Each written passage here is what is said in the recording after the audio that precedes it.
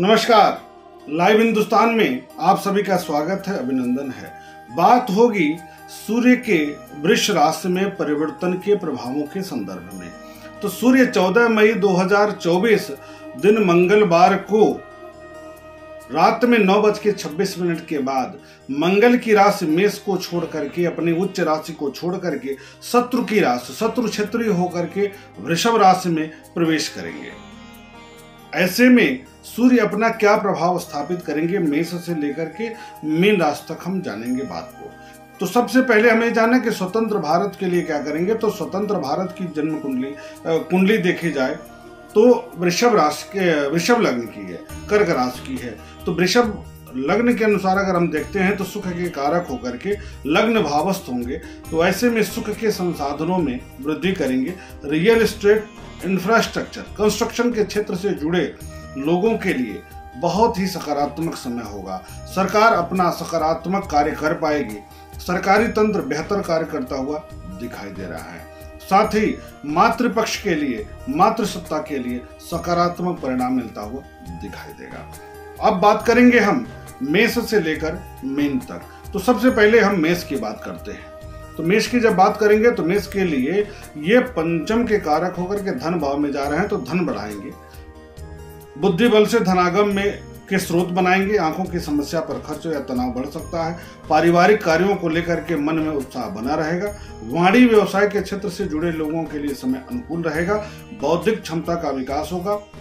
संतान पक्ष से शुभ समाचार प्राप्त हो सकता है। मुफ्त में किसी से कुछ नहीं लेना है। कुछ भी लेना है तो उसके लिए कुछ आपको पे करना पड़ेगा, देना पड़ेगा, तो बेहतर होगा। अन्यथा आप पर कर्ज बढ़ेगी और सूर्य का नकारात्मक प्रभाव आपको मिलेगा। वृष के लिए सूर्य सुख भाव के कारक होकर के लग्न भावस्थ, राशि भावस्थ हो रहे हैं। ऐसे में व्यक्तित्व में निखार आएगा। सरकारी लाभ की संभावना बढ़ेगी। मनोबल में उच्चता बना रहेगा। गृह एवं वाहन सुख से लाभ होगा। माता पिता का सुख सानिध्य प्राप्त होगा। दाम्पत्य जीवन में सामान्य अवरोध अथवा तनाव की स्थिति उत्पन्न हो सकती है। प्रेम संबंधों में टकराव या अवरोध की स्थिति उत्पन्न हो सकती है। आदित्य हृदय स्त्रोत का पाठ करना है नियमित तौर पर। मिथुन की बात करेंगे तो पराक्रम के कारक होकर के व्यय भाव पर जा रहे हैं। तो ऐसे में पराक्रम संबंधित कार्यों पर आप व्यय कर सकते हैं। आंखों में कष्ट की संभावना बन सकती है। दूरस्थ यात्रा का योग बनता हुआ दिखाई देगा। खर्च में अचानक वृद्धि का योग बनेगा। प्रतियोगिता में विजय की स्थिति बनेगी। भाई बहनों तथा मित्रों को लेकर तनाव की संभावना बनेगी।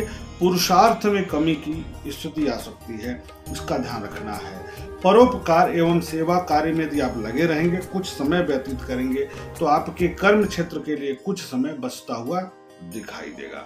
कर्क की बात कर लेंगे तो कर्क वालों के लिए धन के कारक होकर के लाभ में जा रहे हैं। तो धन संबंधित कार्यों में प्रगति कराएंगे। आर्थिक गतिविधियों में सुधार कराएंगे। अचानक धन लाभ की प्राप्ति कराएंगे। बौद्धिक क्षमता के आधार पर धन प्राप्ति का योग बनेगा। संतान को लेकर के सामान्य प्रगति की संभावना बनेगी। अध्ययन अध्यापन में सकारात्मक प्रगति की स्थिति बनेगी। पैतृक संपत्ति का लाभ मिल सकता है। वाणिज्य संबंधित कार्यों में जुड़े लोगों के लिए या प्रयासरत लोगों के लिए विशेष लाभ मिलने की संभावना है। आपको उपाय क्या करना है? मूली का दान करना है किसी भी मंदिर में।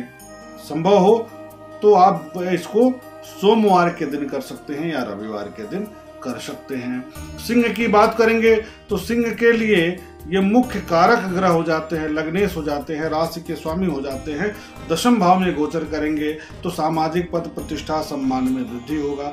परिश्रम में वृद्धि होगा। नौकरी तथा व्यापार में उन्नति का योग बनेगा। सरकारी नौकरी के लिए प्रयासरत लोगों को लाभ की संभावना बनेगी।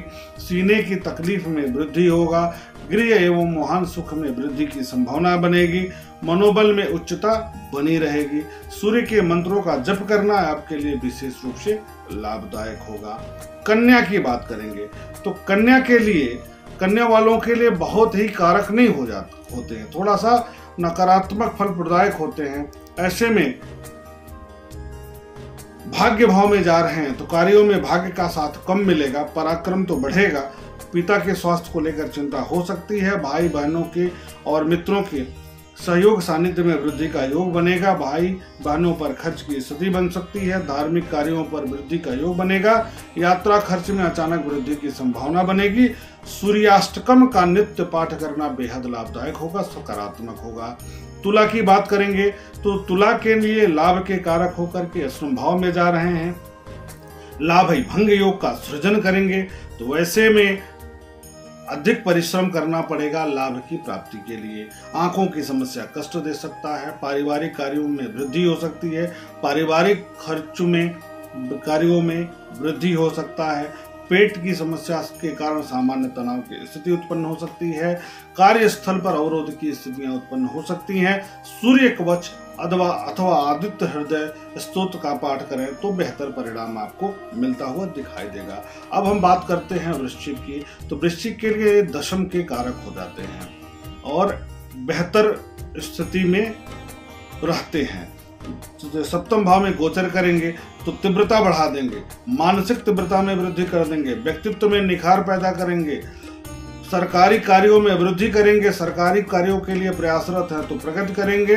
साझेदारी के कार्यों में प्रगति करेंगे। श्रम के बल पर सकारात्मक सामाजिक प्रतिष्ठा में वृद्धि करेंगे। नौकरी तथा व्यवसाय के में सकारात्मक सुधार की स्थिति उत्पन्न होगी।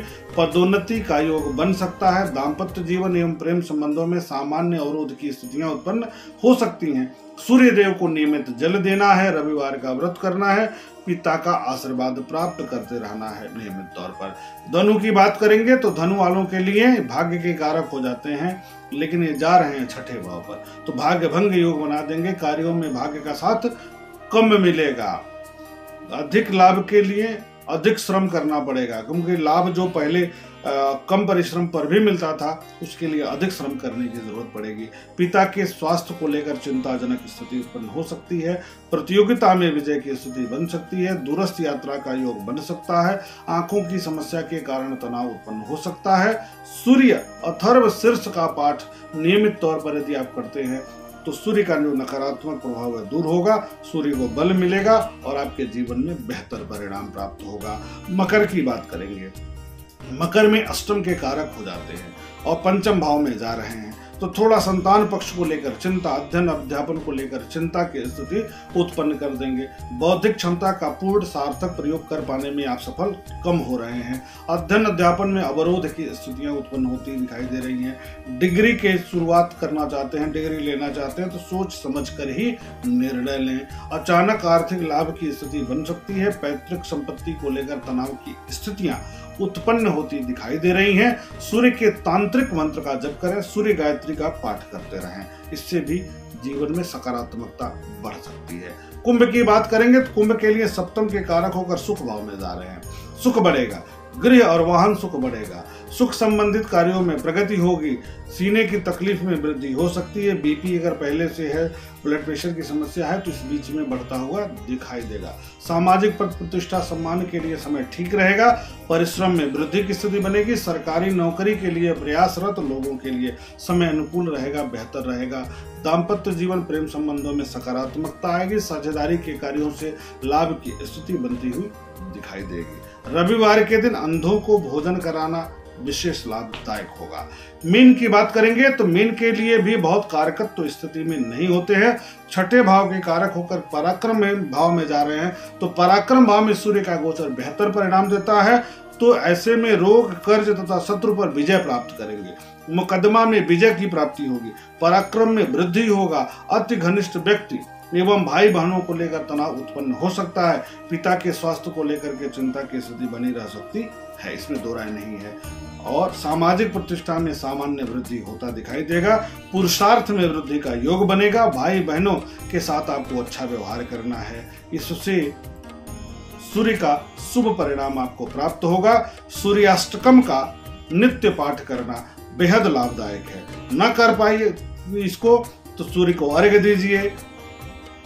आदित्य हृदय स्त्रोत का पाठ कर लीजिए। उसको भी नहीं कर पाते हैं तो ओम घृणी सूर्याय नमः इस मंत्र का यदि आप रविवार के दिन शुरू करके और नियमित पाठ करते हैं तो आपके लिए बहुत अच्छा परिणाम प्राप्त होगा। इस प्रकार मेष से लेकर मीन तक किस प्रकार का प्रभाव स्थापित करेंगे सूर्य अपने वृष राशि में गोचर के दौरान, इसकी चर्चा हुई।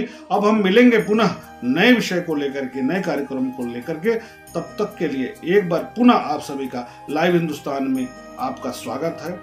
मैं हूं पंडित दिवाकर त्रिपाठी। नमस्कार।